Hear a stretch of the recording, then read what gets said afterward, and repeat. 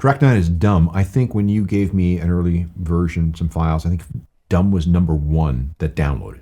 That was just so my version of the album that I got from you starts with Dumb. Yeah. And it, for whatever reason, it hooked me in right away. One of my favorite songs. There's a bit of sense of humor in there. But I think the turning point for me was I shared it early with Alex. This is a perfect example of how the process went.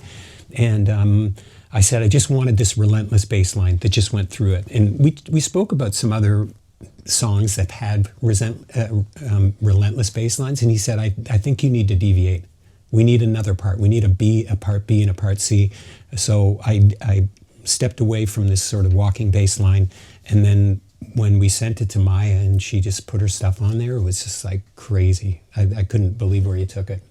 Yeah, well, and we had talked about so Andy had written the chorus for that lyrically, and I really enjoyed it. I feel like as a young woman, it's easy to feel belittled at times, and that's really how I connected to that song. And I really, personally connect that song a lot, and that feeling of, I think people have an expectation of who I am as a person, about my knowledge, about my experience, and to an extent, I mean, that's correct because I'm young and I don't have a lot of experience, but I feel like it was a great place for me to channel a lot of the experiences that I've had of,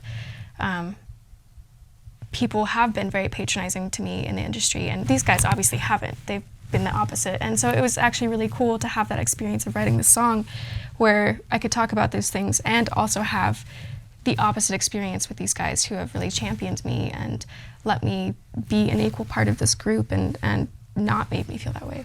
Yeah. But on the lighter side, there's a friend of Alex's who said there's a sort of a Dieter Sprockets vibe, you know? It's like a dance pop. Yeah, it's and you know, we were talking about Domkopf. Yeah, you know. Well, it's funny because the character was inspired by Mike Myers. That Dieter character was inspired by a guy across the street of the Cameron House. Okay, right over here. Yeah.